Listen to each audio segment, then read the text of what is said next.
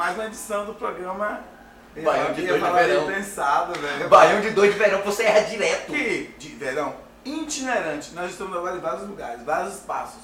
Qualquer lugar agora a gente grava e faz um programa, hoje um programa especialíssimo. Mas antes de falar, a gente precisa dizer o seguinte, que agradecer a galera que está entrando em contato com a gente. Sim. Olha, Adailson Virtual é lá meu Instagram, no Instagram, e o outro que mandou. Eu sei lá, Facebook, seus endereços. Facebook e Instagram, Adailson Virtual. Eu sei dos meus. Como é o seu?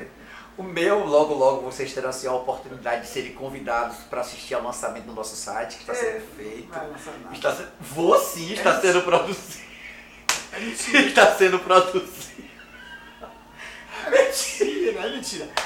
Ó, agora... Olha, entre lá, logo, no www.floresnodeserto.com.br, tá? Pra dizer que é mentira? Eu ia dar a informação que é mentira. Eu vou entrar. A palavra é minha agora. A palavra é minha. Fala. Oxente, tá? Logo vocês vão ver, o site vai oferecer coisas fantásticas pra você, assim, ó, fazer o que você quiser, comprar o que quiser e estar conosco.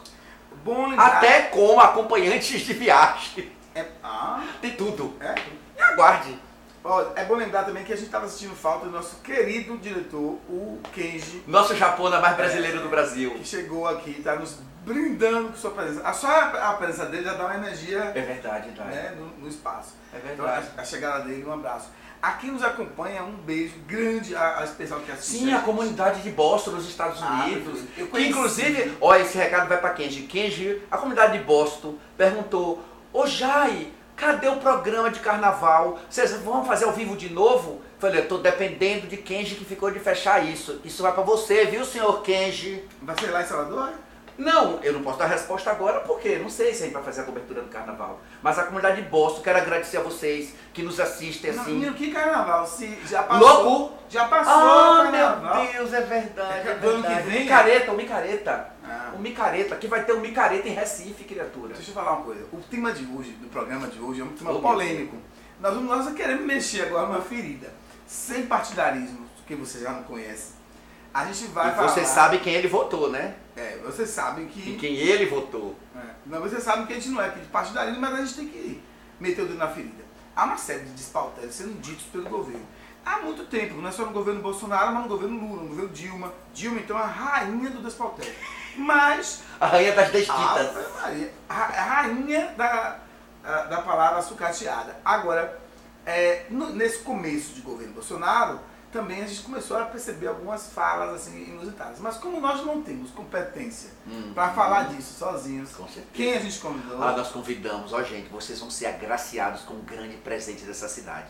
Ele é professor, ele é um advogado assim de grande renome nessa Bahia, nesse Brasil, nessa cidade. Professor Geraldo Calazans. Olha o nome, é chique. Assim, olha, solteiríssimo, viu? Por enquanto. Ele não é velho, não. O nome dele é de velho, mas não é, ele não é velho, não. É nome de velho? Por que nome de velho? Por quê? E tem nome de novo por acaso? Tem. Me dê um nome de novo. Adailson de velho. Jailton. É velho. Agora, Léo. Léo é novo. Léo é novo. Léo. Ian. Ian é novo. É meu. Agora, Adailson. Você não imagina uma pessoa velha. Jailton. Bem velho. Aí é não, bem não. velho. Lindo. É belíssimo. Jailton deve ser novíssimo. Esquizofrênico. Maravilhoso. Esquizofrênico. Não. Agora, Adailson. Até pra falar, é igual. Adailson. Então, esse é Geraldo Calazans. A primeira coisa que a gente tem que dizer é o seguinte: a gente precisa entender o que é a responsabilidade do que se diz, a responsabilidade do silêncio, do não dito também. Nós temos responsabilidade sobre o que a gente fala.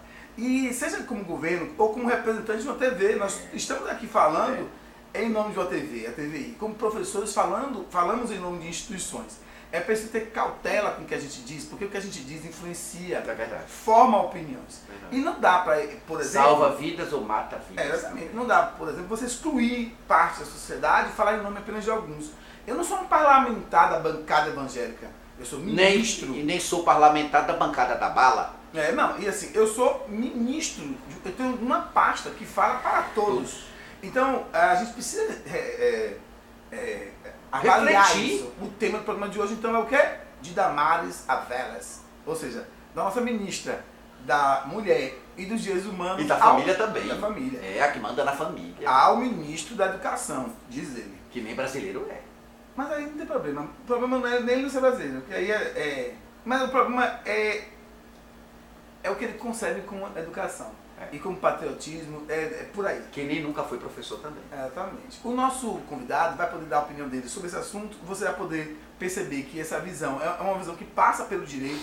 Afinal de contas, nós estamos falando de direito sim, de lei sim, porque nós estamos falando de um país regido por uma Constituição democrática. E que Constituição é essa que está fazendo 30 anos, né? Fez ano passado.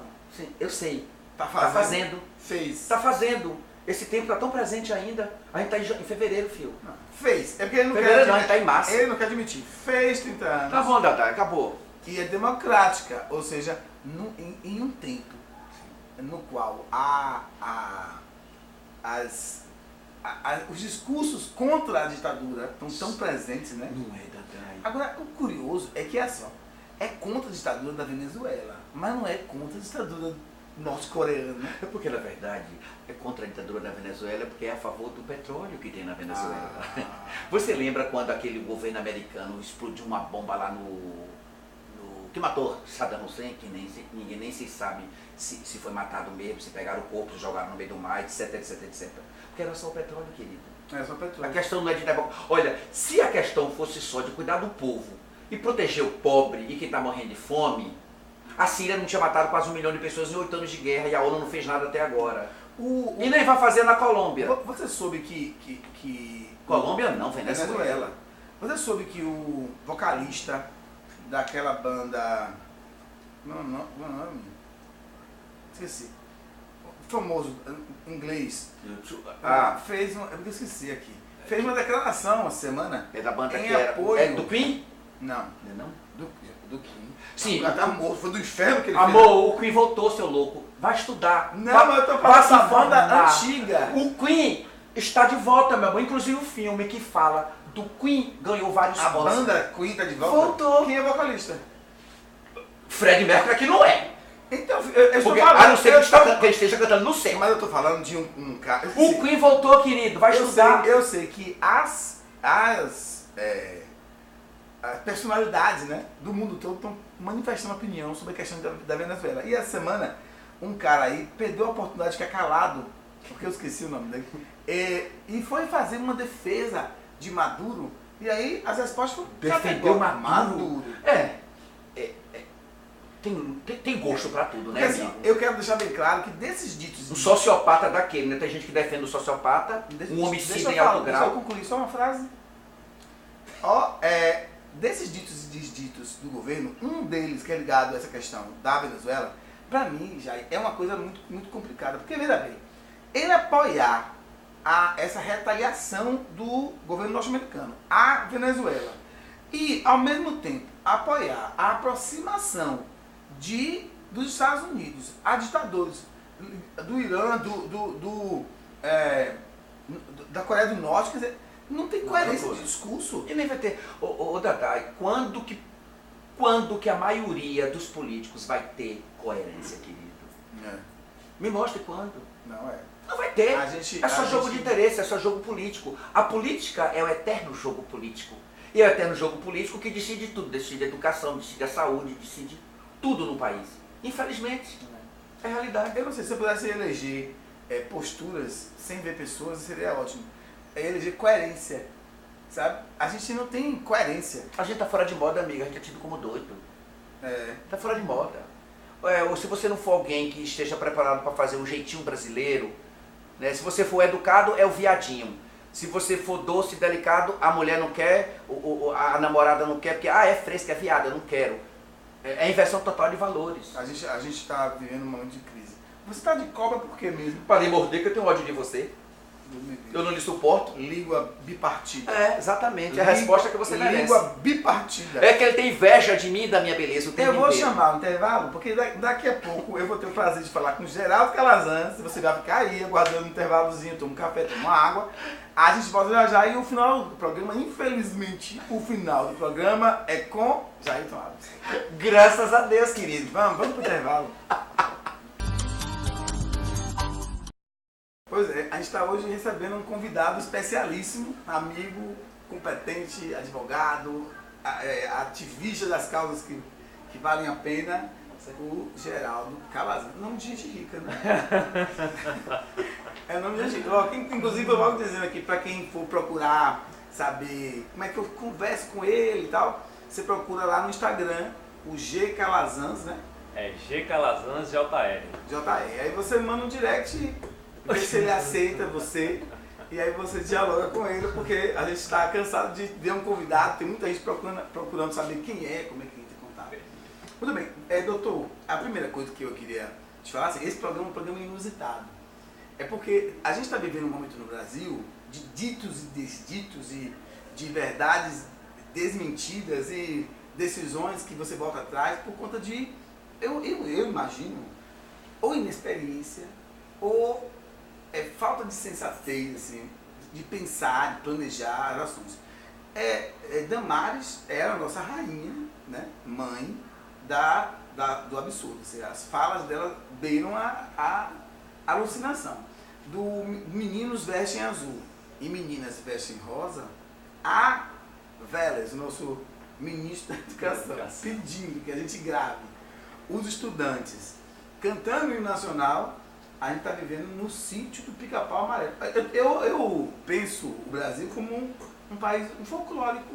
E com vários mulas sem cabeça, né, que administram a educação. A gente tem caiporas. Isso é a minha forma de ver, não é do convidado.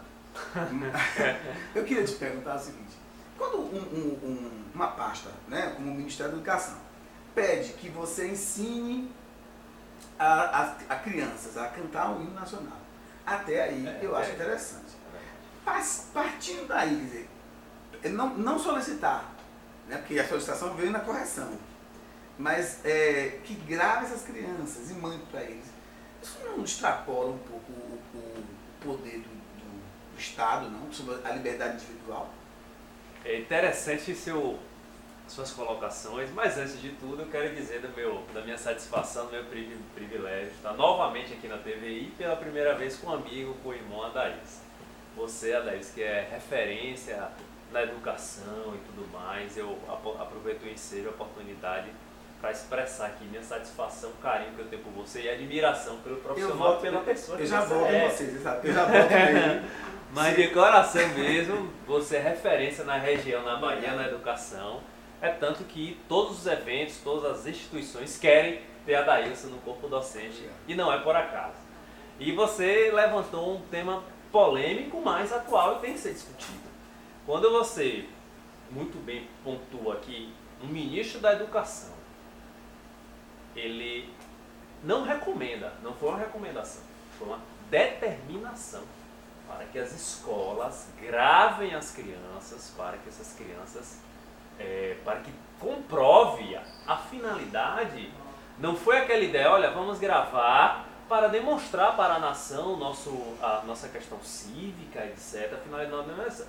A finalidade da gravação, e na minha concepção está muito clara, foi para querer demonstrar para que as escolas comprovem que estão cumprindo a determinação. Uma coisa é fazer, olha, vamos gravar as crianças cantando o hino, porque é algo que demonstra, olha, as crianças estão no espírito cívico, as crianças estão aí exercendo a cidadania, como você falou, até incentivar a cantar o hino, tudo bem, sem problema nenhum. Mas a ideia não foi essa, a ideia foi fazer, olha, é cantar o hino e eu quero que vocês comprovem que o hino está sendo cantado. Então, é algo a se preocupar. Essa ingerência do Estado na liberdade individual, como você muito bem colocou, é preocupante, até porque temos a Constituição Cidadã.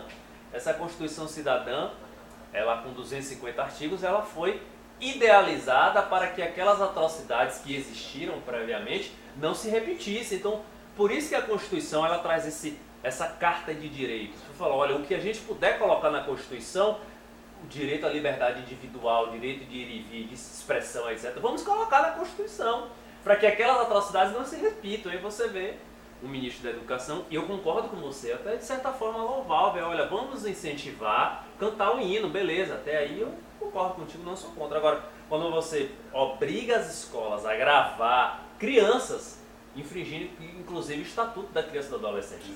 Quando você obriga a escola a gravar as crianças para comprovar que aquilo está sendo feito aí, algo tem que ser feito, de fato, que é preocupante. Não, é verdade. E uma coisa que me chama a atenção, doutor Geraldo, é o seguinte, eu fico pensando assim, ó, há um erro de compreensão do Estado, desse governo que está aí, e de outros também, não estou fazendo uma crítica a esse governo especificamente, mas assim, há um erro de interpretação sobre o que é patriotismo.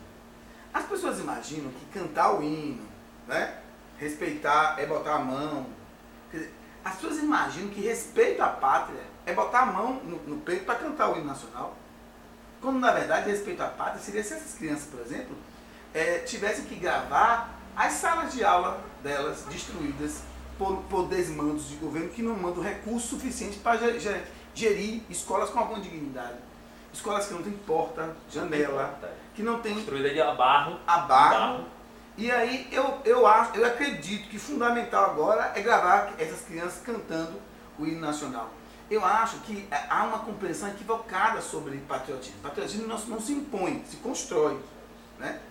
Então eu acho que é preciso rever essas questões. Uma outra fala que eu queria saber a sua opinião foi a de Damares, porque ela já tentou corrigir.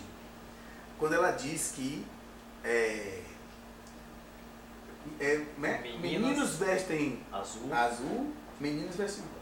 Essas frases assim não são exclusividade desse governo, não. Porque eu lembro de uma frase do Marco Feliciano dizendo que negro era uma maldição, né? De toda uma polêmica, criou toda uma polêmica e tal. Não é exclusividade, não. A estupidez ela não escolhe faixa etária, sexualidade, gênero, nada, né? Me fale, a fala dela é uma fala num momento daquele, no mínimo, inoportuna. Inoportuno, eu concordo contigo, inoportuno. Assim, se a gente olhar, vamos dizer, como se fala na hermenêutica, a mens legis, ou seja, a ideia que ela quis passar é a ideia de que foi a bandeira, de certa forma, do governo Bolsonaro, e aqui não é uma crítica ao governo, até porque eu como brasileiro espero que seja feito um excelente governo, porque vai refletir em nós cidadãos. Então veio na linha do conservadorismo, a ideia era essa, falar, olha, nós defendemos a bandeira e nossa bandeira prega isso, que menino tem que vestir azul, menina tem que vestir rosa, menino brinca de boneco, menina brinca de boneca, e etc. Então, boneco não, de carrinho, botar um boneco aí então, a ideia dela foi nesse sentido, de realçar o conservadorismo do governo, que inclusive é representado ali pelaquela fala dela. Agora, não vou entrar aqui ao certo na questão de, por exemplo, se seu filho brincasse de boneca, porque aí isso era o questionamento que gerou. Se seu filho brincasse de boneca, você ia gostar? Se seu filho usasse batom, você ia gostar? Enfim, porque aí daria panos para manga, muita discussão. Agora, enfim, ela, assim como o Vélez e ela também, elas devem entender, que elas representam um ministério. Elas representam uma pasta. Como opinião pessoal, eu acho que... Perfeito. Uma coisa é falar, olha, eu penso isso. Outra coisa é falar, eu enquanto representante do Estado, aí eu tenho que ter cautela no que falar. Porque quando você faz uma afirmação dessa, e talvez até, eu vou ser sério contigo, talvez a ideia dela foi eu vou ser otimista. Se ela vê um homem vestindo rosa, eu, por exemplo, adoro rosa. Inclusive, sou muito bem elogiado quando eu uso rosa. Falo, pô, você é moreno, com rosa é um contraste lindo, você fica... Enfim, eu acho que se ela vê um homem usando rosa, ela não chegaria ao ponto de abominar. Eu acho que ela quis realçar exatamente isso, a questão do conservadorismo, do slogan, perfeito. Olha, o governo e eu, inclusive ela é evangélica, etc., conservador, 100% conservadorismo, e eu entendo isso, coisa de menina, coisa de menino, coisa de menina, coisa de menino. Agora, o que me preocupa é que, assim como foi o ministro da Educação, foi ela, a ministra, não me recordo nesse momento a pasta dela, não sei se Mulher, Direitos Humanos. Isso porque houve uma junção. Então o que me preocupa são representantes do Estado brasileiro fazendo tais afirmações.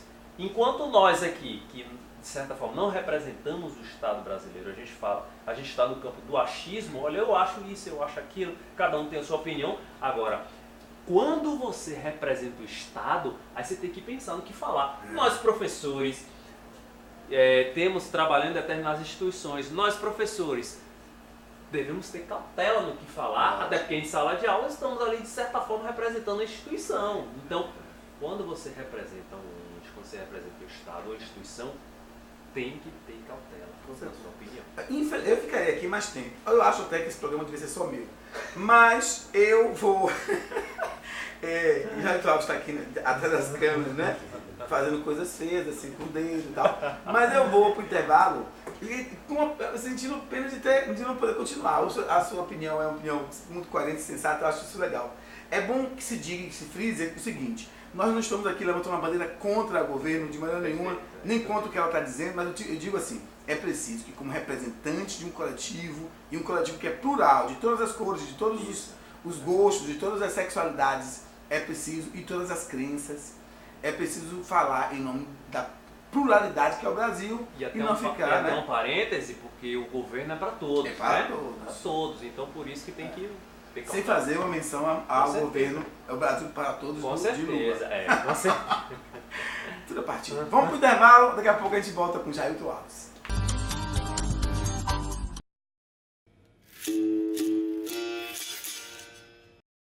De volta ao último bloco do Baião de 2. Graças a Deus o Dadai não me tomou o programa todo. E me honra estar muito aqui com o nosso amigo, o professor Geraldo Calazans, e vamos continuar com o bate-papo. Ok? Ok, professor. Ô professor, olhe bem, a nossa Constituição está fazendo 30 anos. Né? A nossa Constituição Federal, a nossa Constituição Cidadã, a nossa Constituição que garante esse Estado democrático e de direito. Aí de repente a gente vê uma Damares, a gente vê um Vélez, eu nem sei pronunciar o nome, que nem brasileira a criatura é, com umas desditas que sacode até a Constituição. Como é que fica, enquanto o senhor, operador do direito, como é que fica uma Constituição que dá garantias individuais, etc, etc, etc, como várias outras, e de repente um ministro da Educação, aí vai por outro lado uma ministra de uma outra parte também muito importante, como o Dadai colocou aqui no bloco anterior. Essas pessoas representam o Estado maior, representam o país, representam o Brasil, representam milhões de brasileiros. E como é que fica a Constituição nesse jogo? Primeiro, outra coisa, como que esse ministro quer que crianças do pré-primário, que não sabem ler e escrever, se perfilem para cantar o hino nacional? Como é que souber essa questão?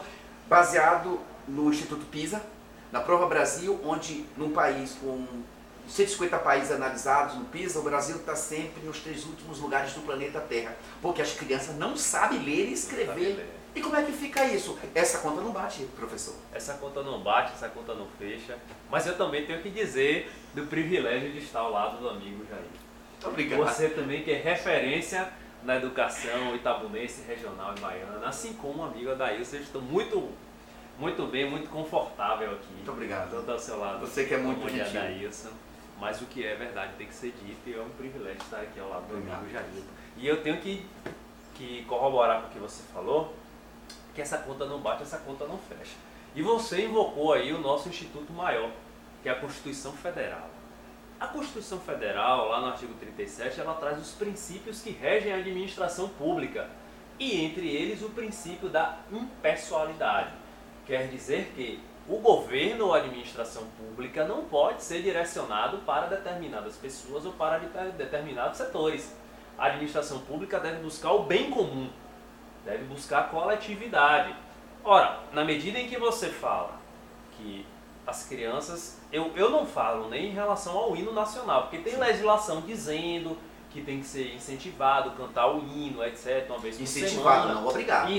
Cantar o hino uma vez por semana, etc. Enfim, tem a legislação dizendo isso. Agora, você ir além, você falar, olha, você tem que gravar e você tem que ler o slogan de campanha. Que loucura, professor. Então aí realmente é algo preocupante, e a Constituição que você falou, ela veda isso, no artigo 37 fala. peraí, o governo ele é impessoal, o governo é para todos.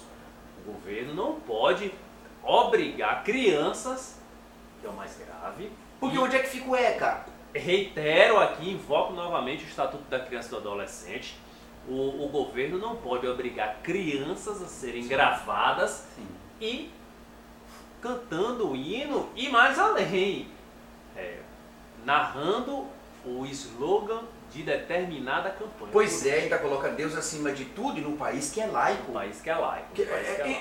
Essa conta não pode fechar nunca, porque, observe, um grupo se apodera do poder, claro que pelas vias da democracia, sim, lógico. Mas é como o senhor está aqui colocando, professor, ele é o governo de todo o povo brasileiro. De todo o povo. De todos os brasileiros. Então, a crença é dele. É dele. A crença é dele, a crença não é do povo brasileiro. É verdade. Porque o país é um Estado laico. Aí eles se usam daquele preâmbulo da Constituição para invocar Deus e achando que aquilo faz parte de uma lei. De uma lei. E aquilo é um preâmbulo, é um termo introdutório do livro máximo, que é a nossa Constituição. São parênteses, o Supremo Tribunal Federal já entendeu, isso é pacífico, tranquilo, que o preâmbulo não tem força normativa. Exatamente. Ele não é um artigo da Constituição, não tem força normativa, é como você falou, é só a palavra Deus ali foi uma invocação no momento dos parlamentares, e aí invocou sobre a proteção de Deus, etc. Mas ali não tem força normativa, então... Ô, professor, vem cá, como é que você vê assim? Você vê com preocupação? Primeiro, eu torço de coração para que o governo dê certo, porque como você falou no bloco anterior, o governo dando certo, todos nós ganhamos. Com certeza. Tem que torcer. Agora, eu tenho assim, uma preocupação muito séria com relação com a educação, que a gente vê assim uma desarticulação total e absoluta do sistema educacional brasileiro, uma falta de apoio total. Porque assim, entra governo e sai governo, a gente vê a deteriorização total do sistema educacional brasileiro. Tanto no nível fundamental, de segundo grau, nível médio e superior. Tanto que o ENAD, o ano passado, saiu o ENAD das universidades públicas e privadas e das universidades também EAD, e o resultado foi super pífio. Como é que o senhor vê isso? Assim, também essa conta que não vai. Nós temos quase 40 a 50 milhões de analfabetos funcionais. Nós temos em média de 17 milhões de analfabetos totais no Brasil inteiro. De cada 10 crianças no Brasil, 8 não concluem o ensino fundamental. Então, o que fazer? Como o governo deve entender, levando em consideração a Constituição Federal, que é dever do Estado oferecer educação de qualidade e que propicie a esse indivíduo a aptidão para o trabalho, para a cidadania, para a arte e para a cultura? Como é que o senhor vê também essa conta que não bate? Essa aí, quando se fala de educação, ela é uma bandeira política. Olha, pode perceber, qualquer candidato político que vá para o palanque vai utilizar a educação como bandeira política. Fala, olha, vou melhorar a educação, vou fazer isso, vou fazer aquilo, vou fazer aquilo outro. Agora, você falou uma coisa muito inteligente, porque isso não é de governo, assim, não é apenas um governo específico, todos, inclusive quando tem corte no orçamento, a primeira pasta é a educação. É a educação. É impressionante. Vixe, tem que cortar alguma coisa, não corta em nada, corta da educação. Corta. E aí, qual é a consequência, qual é o reflexo? Os números que você falou. Os números que você falou. Como a Adailson pontuou anteriormente, tem escolas que são construídas de barro. De barro. Tem escolas que não tem cadeira para as crianças sentarem para estudar. É verdade. Tem escola que não tem merenda. Professor, está uma desarticulação tão impressionante no país com relação à educação, que, por exemplo, existem pessoas nas escolas, turmas abertas para se matricularem, mas o sistema trava. O órgão em cima, que tem que permitir que essas vagas sejam abertas, eles não deixam as pessoas se matricularem. Aí eles falam assim, não tem alunos suficientes, tem que fechar a escola, tem que demitir professor. É um caos, a educação do país está um caos total, professor. As universidades públicas estão pedindo socorro. Pedindo esmola. Pedindo esmola. pedindo esmola. Falando, olha, pelo amor de Deus, O professor não tem papel para as dinheiro. pessoas limparem as mãos. É. Não tem nada. Não Nas tem escolas nada. públicas, no Brasil também é a mesma coisa. Tá de cuia na mão. Sem contar a remuneração dos professores, né? Isso aí eu nem falo, porque vai dizer, Jailton é professor, claro que ele vai puxar sardinha para ele. Mas só quem é professor sabe exatamente o que nós estamos falando. É verdade. E quem possibilita, de certa forma, para que médicos sejam formados, advogados, etc., é o professor e ao menos valorizado. Professor, como é que a população pode, em nome dessa Constituição, em nome... que sugestões o senhor daria para a população brasileira? O que a população pode fazer para exigir efetividade da Constituição? Isso é uma questão que comporta várias respostas. Eu começo dizendo pelo óbvio, através do voto. Ou seja, você quando votar tem que votar de forma consciente, votar naquele que realmente de fato pesquisa a história, aquele que é voltado para a educação e que, através de um programa de governo, vai com seriedade implementar as políticas necessárias para fortalecer a educação. Segunda resposta que eu te dou, através de um órgão essencial e fundamental, que muitos chamam de quarto poder, que é o Ministério Público. Sim. O Ministério Público antes era chamado de advogado do povo, advogado da sociedade, porque de fato o Ministério Público ele tem que exercer esse papel de proteger a sociedade, incluindo a educação. É quem nos defende. É quem nos defende, e aí ainda mais nas tutelas coletivas. Você trouxe algo muito inteligente que merece ênfase, que a Constituição ela não recomenda, ela não diz que é facultado ao poder público, ela diz que é dever do poder público implementar a educação. Exato. Então, essa cláusula programática, ou seja, que estabelece programa para o Estado cumprir, o Ministério Público pode exigir, judicialmente, para que o Poder Judiciário determine que seja cumprido. É por isso, Jailton, que temos decisões judiciais obrigando o município a construir creche. É por isso que temos, porque houve uma ação provocada pelo Ministério Público e aí o Judiciário condenou, olha aquela creche, aquela região, as crianças não têm onde ficar. Então na creche vai ter onde ficar, vai ter onde estudar, vai ter etc, vai ter tudo. Aí também obriga a construir escola. Eu estava olhando, professor, só em São Paulo tem um déficit de quase 2.500 creches, só na Grande São Paulo. Pois é, então algo tem que São quase 2.500 creches. Com certeza. E aí a terceira resposta que eu te dou é a questão orçamentária. Os gestores, eles se apegam na questão orçamentária. Falam, olha, o orçamento ele já foi aprovado com X milhões ou bilhões, enfim, para a educação. Então não posso mexer mais que isso. Eu não posso tirar de um lugar para colocar. A Constituição Federal, ela estabelece o percentual mínimo que o Estado deve implementar na educação. Não estabelece o máximo, estabelece, olha, no mínimo, o Estado deve efetivar X% na educação. Ora, então por quê? E eles vão para o mínimo do mínimo. Vão para o mínimo do mínimo. Sempre. Então por quê? Porque a educação nunca vai ser prioridade. Nunca vai ser prioridade. E aí, porque, por exemplo, o Rui Barbosa dizia, educai as crianças e não precisará punir os homens. Com certeza. Né? E criança educada, leia-se, segundo a hermenêutica, não é só você saber ler e escrever, você saber pensar. Porque quando você sabe pensar, você é livre. E se você é livre, você não vota em qualquer pessoa. E será que os governantes querem pensadores? Querem questionadores? Não querem.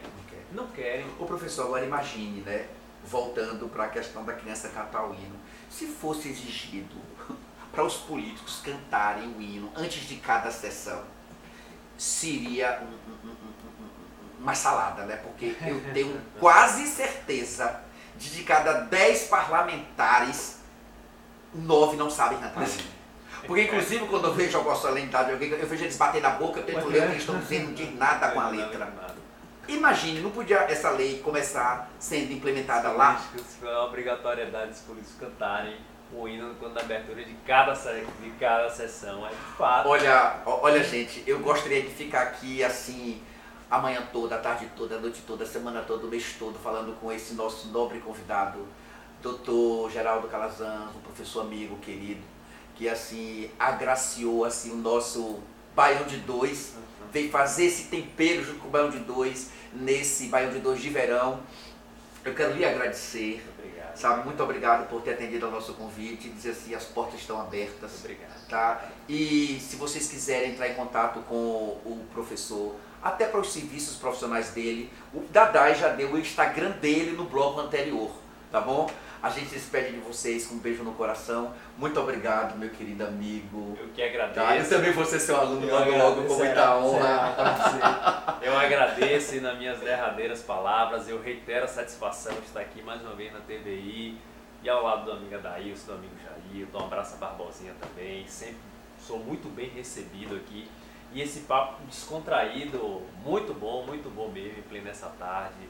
Fiquei muito feliz e também ouvi também a sua opinião, a opinião de Adailson é gratificante. Então, ficaria aqui o dia todo, a semana inteira, batendo esse papo com vocês. Um beijo grande, Baião de 2 te agradece de todo o coração. Muito obrigado. A gente volta no próximo programa.